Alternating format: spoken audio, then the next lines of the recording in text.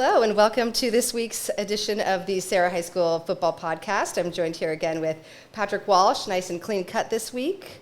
Look Had at to cut you. it down. I love it. It's hot. Summer cut. Summer cut. Awesome. Wonderful. Well, this is an exciting podcast. It was such an exciting week that we've experienced this week with the first ever win against De La Salle, a football powerhouse that for decades has cleaned the clocks of many football programs in the state and in the country. Yeah. You were actually a Spartan as well, are a Spartan, we're a Spartan. We beat them 24-21 on September 1st on their own turf, and I just kind of wanted to talk about that game. You went in it with a lot of emotion, and I just wanted to hear from you just how the night went. Well, I mean, it went well for us. I mean, it seemed like it was going extremely well. Then we had some turnovers in the red zone, and that's obviously I told the newspapers after the game, like, turnovers, yes, we turned the ball over, but they also took them away. So depending on your vantage point, Right. if you're De La Salle, like, look, we hung in there, we gave up some yards, and we forced turnovers, and I, so there's a lot of that too there. So I always kind of weigh the stuff, and we had some blocking errors, some other things that may have led to it, but they also went in there and turned the ball over. So obviously, we went down 14 and came back in the fourth quarter, which Right. shows a ton of resilience, which we showed the week before with all the cramps and everything that we had to deal with in Folsom and 2 long bus rides. And, it's a collective 2-week deal where we faced, 2 of the top, programs in the Northern California and came out with more points than the other team.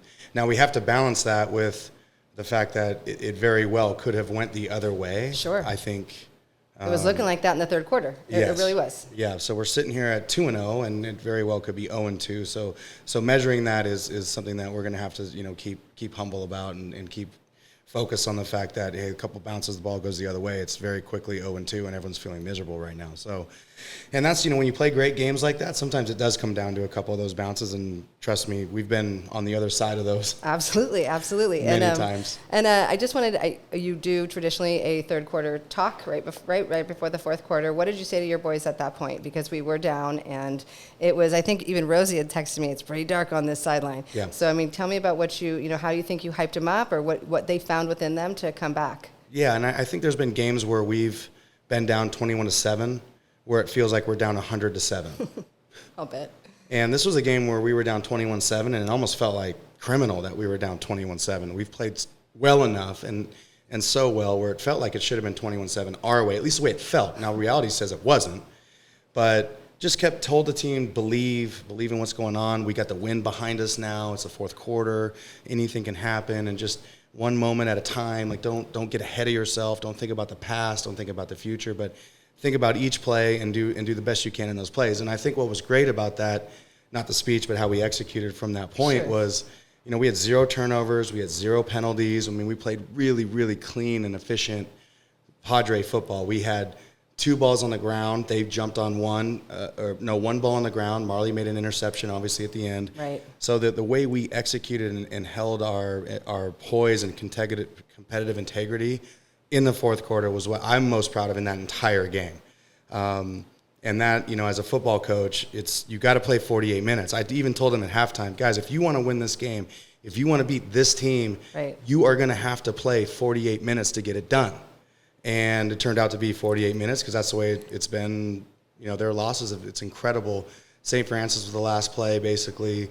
When they played Folsom last year, it was the last play. Sarah this year, the last play. Very last 5 seconds. That's a testament to Justin and De La Salle and everything they do over there.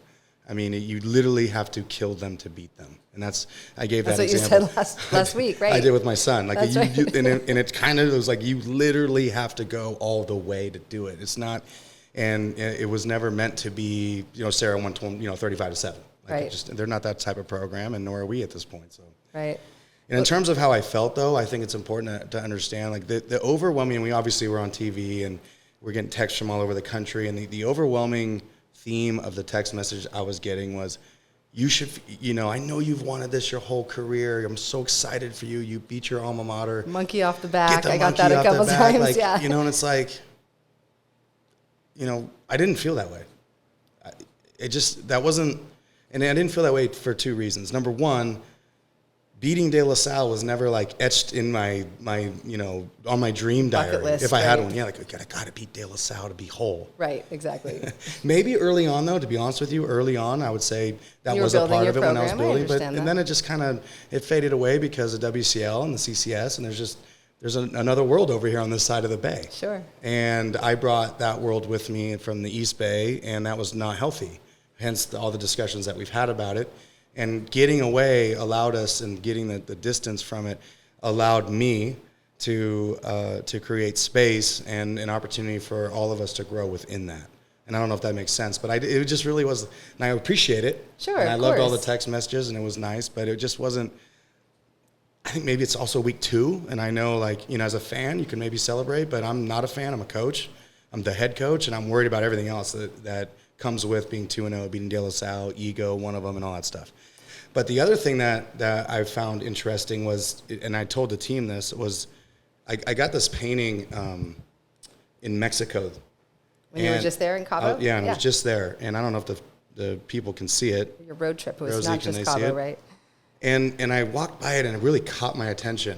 And then we went out, my wife and I were in San Jose del Cabo at an art festival. And it was beautiful, beautiful night. And I walked by, and I go, there's something about that I really like. But I don't understand it. Like, why is the son crying? Like, I wasn't I was just kind of confused. But then I'm like, I need to go back and ask the artist what he was trying to do. And in this painting, the son. Yeah, hold it up while you talk about it. This is what the artist said, and maybe this is why I was drawn to it initially.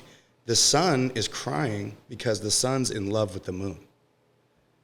So the son loves the moon, but the son knows he will never be able to have the moon because they exist in opposite entities.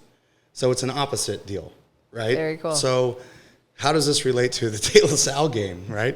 We've talked a lot, we've talked a lot about the Joker and the Batman and just opposites always pulling at us and these sort of things in life. And I would say that this relates to us because love and fear cannot exist at the same exact time. So if you're living in fear and if you're afraid or you're angry or whatever, you can't truly feel love. Okay, so that's the sun and the moon on the opposite spectrum, if you will. The way this all relates to De La Salle for me is I love De La Salle. And I've been on that field when we've lost, at least as a player. I wasn't on that field, but I've lost in that program. And because I love Justin so much and I love my alma mater so much and I love the kids over there and I know what goes into it over there, I felt pain for them. Mm-hmm. I really did. And I told Justin that, and he's like, stop it. Just enjoy it, man. And I have. There's some enjoyment. Certainly wouldn't want to be on the other side. Of course. But like the true elation of it was very, very hard for me in the sense that it's hard for me to feel crazy elation when I also feel pain.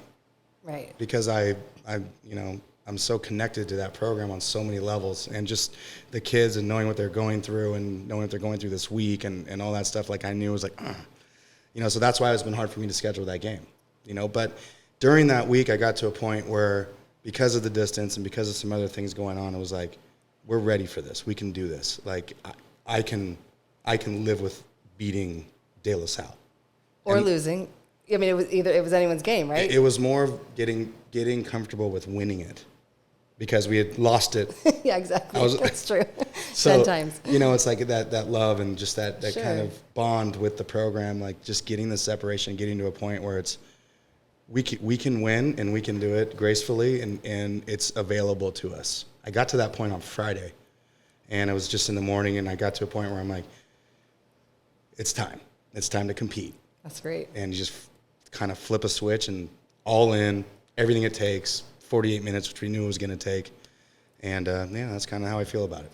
Well, it was a tremendous game. It was, the best football. ESPN nailed it with the first opener for the high school series that they were doing. They're doing like 1 month, 9 games, something like that, right? Yeah. So that was definitely a way to charge the fans across the nation, which is great. Yes. And tell me about your discussion with Justin afterward. He was what I thought he would be, and true gentleman, and you deserve it, you earned it, enjoy it, that sort of stuff. So very fun. And we've talked throughout the weekend. Now you're back to texting every day. Okay. Yeah, good. Like where are you at? Good. How's your team doing? How's St. Francis look? How's Central Catholic look? Like For both of us, you can't lose twice to Serra. I would tell my team if we lost, you cannot lose twice to Bellarmine or St. Francis, because in this league, if you're all bent out of shape from your last loss, you're going to lose another one. Right. So it's time to move on. And you can't be so high in a win that, you think Central Catholic's going to come in here and lay down, because it's actually the exact opposite, because they went through some pain last week, and they're a very proud program. I won't get to that. We will get to that. So, I definitely. Anyway. I want to just bring up really quickly, you talked about Marley and his interception. I know it's a very emotional game for him, right? He's a new player to our team, number 8. Yeah. Could you talk about him just a little bit and about how he played? And yeah, I mean, he grew up over here. He grew up over here, and when he chose to go to De La Salle, I was depressed, because, I mean, we've seen him for years around here. He's best friends with Jabari Man, and, but he chose to go to De La Salle. The family moved over there, and that's life, right? And then, he still has family over here, has family over there. He's driving back and forth, and gas went to $8 or $7, and things just became painful to do. You can thank inflation for this game. Yeah, it's been a beautiful thing. Yeah, it's inflation led to Marley coming to Serra. And that interception. and it led to it, yeah. So, yeah, awesome. That's a Kevin Bacon thing, I think. Totally. It's just all 6 degrees. Yeah. And then, of course, our quarterback, Maui, did amazing. Yeah. We really saw him run out of the pocket so many times and just throw bullets and connect. He did a great job. Jay Webb, Villa Roman, Jabari Man, everybody played amazing. Our defense was crazy. Judier with his clutch kicks. I mean, the pressure that he must have endured with that game-winning field goal. He sure really shined that night too. And I brought up to you before and I know you don't read the newspaper as much as I do, because after a game, but his sportsmanship. There's a picture in the Mercury News of him stopping his celebration with his fellow Padres to help a Spartan off the field. And I not only was I so happy to see that picture, because he's such a great kid, but also just I think it's very reflective of what you teach our boys with sportsmanship and the level that you hold them to. Do you want to talk about what you expect from your players? Yeah, I mean, I think that's a reflection of both programs. And that night, I don't think anyone talked any smack to each other. There was nothing but respect for both programs. It's the pinnacle of high school sports, really, when you get two programs like that are faith-based programs that believe in each other first, and then go out there and put their best foot forward. And that's what we saw from De La Salle and Serra. And it was on display on ESPN. And sadly, one team had to lose, Absolutely. One team had to win. And but seeing that sort of display, my buddy Ali Abreu, who coaches at Blessed Trinity in Georgia, was like, wow. And we played at De La Salle together. Oh, no way. And he was just like, wow, that's just great high school football. It was great. And to have Dylan, that's what it is. I mean, it's mutual love. Well, for 48 minutes, we got to get after it. And it was really on display. Dylan showed that. We also went 4 for 4 on special teams in our goals. I was going to ask about that. Yeah, it's a perfect segue. So we went 4 for 4 on special teams with our goals. We hit all of our PATs. We hit our field goal. So that's you can't take that for granted. You make a PAT. Look at Florida State LSU. I mean, their ball got blocked. Oh my God, it was so heartbreaking to come 99 yards, tie the game, and then a PAT gets blocked. Every point matters. So I was very proud of Dylan. Proud of Pedrati. Our protection held up when we went 4 for 4 in the kicking game. He played amazing. Yes. He's just on the rise. Yeah, it's been great. Number 35. And then we went through. I mean, now I'm thinking of all these. Everybody played so well. So I hope that the failure to mention the names isn't a result of them not playing awesome. It's a team. It is a total team. I mean, Oligarchy had a great game again. 100%. Danny New had a great game, and it's just Phil Martin. We can't. Yeah, I mean, we can't name them all, but we're going to try to this season on this podcast. Okay, all right. I know it's important to everybody. This is a good game to celebrate the team aspect. Sure. But so our special teams went 4 for 4, defense went 3 for 4. And then clearly offense went 1 for 4. So we were 8 for 12, which is 67%, which is always right on the border. Like, is it good enough? And it kind of almost wasn't, because one of the sides went 1 for 4, and that's where the turnovers come in. Some penalties, some other chaotic things on offense that we definitely need to clean up. Back-to-back fumbles, forward. right? Yeah. In the end zone, near the end zone. Red zone scoring is one of them, yeah. Awesome. So if you could pick 2 takeaways that you have implemented in practice this week, like 2 things you learned from that game about this team, being that it's only their second game playing as a team together, what would 2 of the takeaways? They don't have to be the only ones, but... Well, this is going to sound sad to our fans, but fear is one of them. I'm afraid. Because what the game means on one level can lead to pain on another level. Sure. So... as the head coach, this week's theme is, kind of ego versus fear. And Central Catholic they just lost by 40, maybe for the first time in the history of their program. Right. And they have an energetic, legendary coach who doesn't like that. We were just watching him actually in his response to that. Yes, I mean this is a proud football program. Mm-hmm. So they're dealing with some of the things they're dealing with when you lose by 40 in one of the proudest programs in the state of California, and we're dealing with something we've never done, beating De La Salle on national TV. Right. So fear is one of them, but on the positive note, just how we played in that fourth quarter. If that can be duplicated over 4 quarters or 2 quarters, and that's what I want to hang on to on the positive. Like, guys, we have it in us to be potential, yes. Yeah, and if we can hold on to that and continue to strive to be that, which was basically perfect in the fourth quarter, which is really hard to do under pressure, and duplicate that for our Central Catholic game and St. Francis getting into WCL play. Then the sky's the limit, but it's always going to be a war. I'm telling you, yin and yang. It's going to be a war. Yeah, good. Well, thank you for that. So Padres in the preseason, we've watched 2 games, powerhouses. We've been talking about them the whole time. What would you say the difference is, if there is one, from the teams we've been playing now and the teams we're about to play when the WCAL begins? The difference? Not much, really. Not much. Okay. Obviously, De La Salle, I would say, stands alone. Of course. But Folsom High School is, all of these, Folsom would compete in the WCAL, and if not win it, year in and year out. They've another proud program where they have amazing coaching and kids in their Bulldog jerseys growing up as kindergartners. Like, I'm gonna play on the Blues someday. Like, they do a great job of branding their program. Same with De La Salle in terms of just what it means. I remember when I was in 3rd grade. I'm going De La Salle. It was just, this is a no-brainer. I just laser focus. Same with Central Catholic. When you're playing these type of schools, WCL is the same way. I mean, people dream about going to Bellarmine and St. Francis and SI and Reardon and all these great schools. Midi, like it's just so it's something that I would say is very similar. It's very similar to what we're going to see throughout the rest of the year. It's a very tough schedule. We have a very tough schedule. Definitely. Well, just to close the loop before we get to the big game this weekend, it's been really hot. I'm sweating right now. How have the boys done this week? Has it been a good practice week? Are they tired from there too, or what? So without sounding super crazy, which maybe I am a little bit, but without sounding super crazy, it's never hot in San Mateo. It's never hot. It is today. It's not hot. It's never hot in San Mateo. And that's relative to Texas, Modesto, Folsom, Concord. I mean, it's never hot here. It's always relatively cool. Right. While it's been in the 90s this week, it's 120 in Concord. True. And Justin told me that they measured their turf at 178 degrees. No way. Like, if you touched it. And they had to practice at 7 to 9 at night. And these are the things that we do not have to deal with here. While we're mindful of it, and we're getting a lot of water breaks and doing all the right things, and we don't want to have any issues. We're a lot more of that stuff this week. Hydration and I will not allow a Serra team to ever say it's hot. It just can't happen. Only a Serra podcaster. You're allowed to, but for us, it's not hot. It's just not hot. I lived in Texas, and I spent 18 months. It was over 100 degrees with humidity for 120 straight days. I can't even. Okay, that's hot. That's hot. And then people tell me Austin's not hot. Like, Houston's hot. And then you go, okay, well, Florida's hot. And it's like, okay, the desert's hot. Like, it's not going to, I'm not just not even go there. Sorry.